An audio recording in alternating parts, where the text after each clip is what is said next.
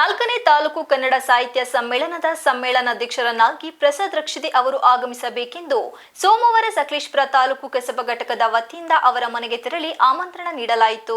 ಸಕಲೇಶಪುರ ತಾಲೂಕು ನಾಲ್ಕನೇ ಕನ್ನಡ ಸಾಹಿತ್ಯ ಸಮ್ಮೇಳನವು ಡಿಸೆಂಬರ್ 13ರ ಶುಕ್ರವಾರದಂದು ಪಟ್ಟಣದ ಗುರುವೇಗೌಡ ಕಲ್ಯಾಣ ಮಂಟಪದಲ್ಲಿ ನಡೆಸಲು ಕಸಬಾ ತಾಲೂಕು ಘಟಕ ತೀರ್ಮಾನಿಸಿದ್ದು, ಸಮ್ಮೇಳನದ ಸರ್ವಾಧ್ಯಕ್ಷರಾಗಿ ರಂಗಕರ್ಮಿ ಸಾಹಿತಿ ಬರಹಗಾರರಾದ ಶ್ರೀ ಪ್ರಸಾದ್ ರಕ್ಷಿತಿ ಅವರನ್ನು ತಾಲೂಕು ಕಸಬಾ ಕಾರ್ಯಕಾರಿ ಮಂಡಳಿ ತೀರ್ಮಾನಿಸಿದ್ದು, ಇಂದು ಅವರ ನಿವಾಸಕ್ಕೆ ತೆರಳಿ ಅಧಿಕೃತವಾಗಿ ಅವರಿಗೆ ಸಮ್ಮೇಳನದ ಸರ್ವಾಧ್ಯಕ್ಷರಾಗಿ ಆಗಮಿಸಬೇಕೆಂದು ಪರಿಷತ್ತಿನ ತಾಲೂಕು ಅಧ್ಯಕ್ಷರಾದ ಶಾರದಾ ಗುರುಮೂರ್ತಿ ಹಾಗೂ ಪದಾಧಿಕಾರಿಗಳು ಅವರ ಮನೆಗೆ ತೆರಳಿ ಶಾಲು, ಏಲಕ್ಕಿ ಹಾರ, ಮೈಸೂರು ಪೇಟ ಹಾಕುವ ಮೂಲಕ ಆತ್ಮೀಯವಾಗಿ ಆಮಂತ್ರಣ ನೀಡಿದರು.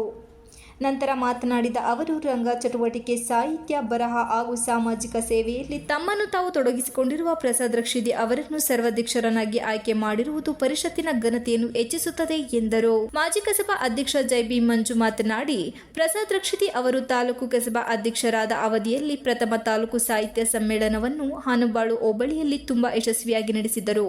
ಒಂದು ಕಾಲದಲ್ಲಿ ಕುಗ್ರಾಮವಾದ ರಕ್ಷಿತಿ ಎಂಬ ಹಳ್ಳಿಯಲ್ಲಿ ಕಾರ್ಮಿಕರಾಗಿ ರಾತ್ರಿ ಶಾಲೆಯನ್ನು ನಡೆಸುವ ಮೂಲಕ, ತೋಟ ಕಾರ್ಮಿಕರಿಗೆ ಅಕ್ಷರವನ್ನು ಕಲಿಸುವ ಮೂಲಕ ಅವರ ತಂಡವನ್ನು ಕಟ್ಟಿಕೊಂಡು ಕಲಾಭಿರುಚಿಯನ್ನು ಪರಿಚಯಿಸುವ ಮೂಲಕ ಇಂದು ಅನೇಕ ರಂಗ ಶಿಬಿರವನ್ನು ನಡೆಸುವ ಮೂಲಕ ರಾಜ್ಯದ ಅನೇಕ ಭಾಗಗಳಲ್ಲಿ ನೂರಾರು ಪ್ರದರ್ಶನ ನೀಡಿದ್ದಾರೆ. ಇದಲ್ಲದೆ ಹಲವು ಮಕ್ಕಳ ರಂಗ ಶಿಬಿರಗಳು, ಕಲಾ ಶಿಬಿರಗಳು, ಸಾಂಸ್ಕೃತಿಕ ಶಿಬಿರಗಳನ್ನು ನಡೆಸಿದ್ದಾರೆ ಎಂದರು. ಪ್ರಸಾದ್ ಅವರು ಬೆಳ್ಳಕೆರೆ ಹಳ್ಳಿ ಥಿಯೇಟರ್, ಒಂದು ಗ್ರಾಮೀಣ ರಂಗಭೂಮಿಯ ಆತ್ಮಕಥನ, ನಮ್ಮ ನಡುವಿನ ತೇಜಸ್ವಿ, ನವಾರಿಯಾದ ದೇರಾಜೆ, ಕಳೆದ ಹೋದ ದಿನಗಳು, ಹೀಗೆ ಅನೇಕ ಲೇಖನಗಳು ಕೃಷಿ ರಂಗಭೂಮಿ, ರಾಜಕೀಯ, ಪರಿಸರ, ಸಾಮಾಜಿಕ, ಜಲಸಾಕ್ಷರತೆ ಇತ್ಯಾದಿಗಳು ರಾಜ್ಯ ಮಟ್ಟದ ದಿನಪತ್ರಿಕೆಗಳಲ್ಲಿ ಪ್ರಕಟವಾಗಿದ್ದು, ಅವರನ್ನು ಸರ್ವಾಧ್ಯಕ್ಷರನ್ನಾಗಿ ಆಯ್ಕೆ ಮಾಡುವುದು ಸೂಕ್ತವಾಗಿದೆ ಎಂದರು. ಆಮಂತ್ರಣ ಸ್ವೀಕರಿಸಿ ನಂತರ ಪ್ರಸಾದ್ ರಕ್ಷಿತಿ ಮಾತನಾಡಿ, ಸಮ್ಮೇಳನ ಎನ್ನುವುದು ಕನ್ನಡ ಹಬ್ಬ, ಅದೊಂದು ಜಾತ್ರೆ, ಕನ್ನಡದ ನಿರಂತರತೆ ಮತ್ತು ಅಸ್ಮಿತೆಯನ್ನು ಉಳಿಸುವ ದೊಡ್ಡ ಜವಾಬ್ದಾರಿಯೂ ಹೌದು. ಹಾಗಾಗಿ ಆ ಜವಾಬ್ದಾರಿಯಲ್ಲಿ ನಾನು ಕೂಡ ಒಬ್ಬ ಎಂದು ಒಪ್ಪಿಕೊಂಡಿದ್ದೇನೆ. ಸಮ್ಮೇಳನ ಆದರೆ ಅಧ್ಯಕ್ಷರು ಅಂತ ಒಬ್ಬರು ಇರುತ್ತಾರೆ. ಅಂದ ಮೇಲೆ ಎಲ್ಲವೂ ಅಧ್ಯಕ್ಷರೇ ಅಲ್ಲ, ಅಧ್ಯಕ್ಷರು ಒಂದು ಉತ್ಸವ ಮೂರ್ತಿಯಾಗಿರುತ್ತಾರೆ ಅಷ್ಟೇ. ಇದಕ್ಕೆ ಸಕಲೇಶಪುರದ ಎಲ್ಲ ಜನತೆ ಸಹಕಾರ ನೀಡುವ ಮೂಲಕ ಸಕಲೇಶಪುರದ ಘನತೆಯನ್ನು ಹೆಚ್ಚಿಸಬೇಕು. ಆ ಮೂಲಕ ಕನ್ನಡದ ಅಸ್ಮಿತೆಯನ್ನು ಹೆಚ್ಚಿಸುವ ದೃಷ್ಟಿಯಿಂದ ನಾನು ಸಮ್ಮೇಳನಾಧ್ಯಕ್ಷರಾಗಲು ಒಪ್ಪಿಕೊಂಡಿದ್ದೇನೆ ಎಂದರು. ಆದರೂ ನಮ್ಮೆಲ್ಲರ ಮನವಿಗೆ ಹೋಗೊಟ್ಟು ಅವರು ಸಮ್ಮೇಳನದ ಅಧ್ಯಕ್ಷರಾಗಿ ಒಪ್ಪಿಕೊಂಡಿದ್ದಾರೆ. ಅದಕ್ಕಾಗಿ ಅವರು ವೈಯಕ್ತಿಕವಾಗಿ ನಾನು ಹಾಗೂ ಕನ್ನಡ ಸಾಹಿತ್ಯ ಪರಿಷತ್ತಿನ ಪರವಾಗಿ ಅವರಿಗೆ ಅಭಿನಂದನೆಗಳನ್ನು, ಧನ್ಯವಾದಗಳನ್ನು ತಿಳಿಸ್ತಾ ಇದ್ದೀನಿ. ಈ ಕಾರ್ಯಕ್ರಮ ಯಶಸ್ವಿಯಾಗಲಿ ಎಲ್ಲ ಸಹಕಾರ ಮುಖ್ಯ. ಅದೆಲ್ಲ ಇವರು ರಂಗಕರ್ಮಿನೂ ಹೌದು, ಈ ವಿವಿಧ ಕ್ಷೇತ್ರದಲ್ಲಿ ಸಾಧನೆ ಮಾಡಿದ್ದಾರೆ. ಹಾನ್ಬಾಳ್ನಲ್ಲಿ ನಡೆದ ಸಮ್ಮೇಳನ ಬಹಳ ಯಶಸ್ವಿಯಾಗಿ ನಡೆಸಿದ್ರು. ತುಂಬ ಅನುಭವಿ ಇರೋ ವ್ಯಕ್ತಿ, ಆದ್ರಿಂದ ಅವರು ಸೂಕ್ತವಾದ ವ್ಯಕ್ತಿ ಅಂತ ನಮಗೆ ಗೊತ್ತಿರೋರೆಲ್ಲ ತುಂಬ ಸಂತೋಷಪಟ್ಟರು. ಕೂಡ ನಾವು ತುಂಬ ಒತ್ತಾಯ ಮಾಡಿದ್ವಿ.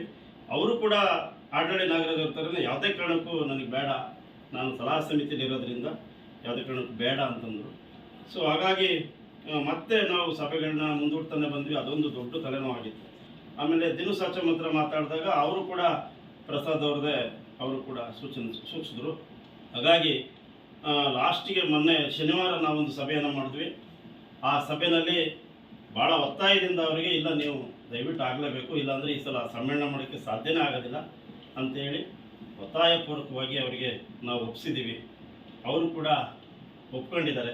ಹಾಗಾಗಿ ನಾವಿವತ್ತು ಅವರ ಮನೆಗೆ ಬಂದು 4ನೇ ಸಾಹಿತ್ಯ ಸಮ್ಮೇಳನವನ್ನು ತುಂಬ ಯಶಸ್ವಿಯಾಗಿ ನಡೀಬೇಕು, ಆ ಸಮ್ಮೇಳನ ಅಧ್ಯಕ್ಷರಾಗಿ ತಾವು ಭಾಗವಹಿಸೋದ್ರ ಮುಖಾಂತರ ನಮ್ಮ ಕಾರ್ಯಕ್ರಮವನ್ನು ಸಮ್ಮೇಳನವನ್ನು ಯಶಸ್ವಿಯಾಗಿ ನಡೆಸಬೇಕು ಅಂತ ಹೇಳಿ ನಾವಿವತ್ತು ಅವರಿಗೆ ಆಮಂತ್ರಣ ನೀಡಲಿಕ್ಕೆ ಎಲ್ಲ ಪರಿಷತ್ತಿನ ಗೌರವಾನ್ವಿತ ಸದಸ್ಯರು, ಪದಾಧಿಕಾರಿಗಳೆಲ್ಲರೂ ಕೂಡ ಬಂದಿದ್ದೀವಿ.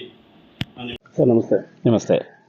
ಸಕಲೇಶಪುರ ತಾಲೂಕು 4ನೇ ಕನ್ನಡ ಸಾಹಿತ್ಯ ಸಮ್ಮೇಳನಕ್ಕೆ ತಾವು ಈ ಬಾರಿ ಸಮ್ಮೇಳನ ಅಧ್ಯಕ್ಷರಾಗಿ ಎಲ್ಲರೂ ಕೂಡ ಪರಿಷತ್ತಿನ ಘಟಕ ಇವತ್ತು ನಿಮ್ಮನ್ನು ಆಯ್ಕೆ ಮಾಡಿದರು. ತಮ್ಮ ಅಭಿಪ್ರಾಯ? ಸಮ್ಮೇಳನ ಅನ್ನೋದು ಒಂದು ಕನ್ನಡದ ಹಬ್ಬ, ಜಾತ್ರೆ ಅಂತ ಕರಿತೇವೆ. ಅಷ್ಟು ಮಾತ್ರ ಅಲ್ಲ, ಅದು ಕನ್ನಡದ ನಿರಂತರತೆಯನ್ನು, ಕನ್ನಡದ ಅಸ್ಮಿತೆಯನ್ನು ಉಳಿಸ್ಕೊಳ್ಳುವಂಥ ದೊಡ್ಡ ಜವಾಬ್ದಾರಿ ಇರುವಂಥ ಒಂದು ಕಾರ್ಯ ಕೂಡ ಆಗಬೇಕು. ಹಾಗಾಗಿ ಆ ಜವಾಬ್ದಾರಿಯಲ್ಲಿ ನಂದು ಒಂದು ಪಾಲು ಅಂತ ತಿಳ್ಕೊಂಡು ನಾನು ಇದನ್ನು ಒಪ್ಕೊಂಡಿದ್ದೀನಿ.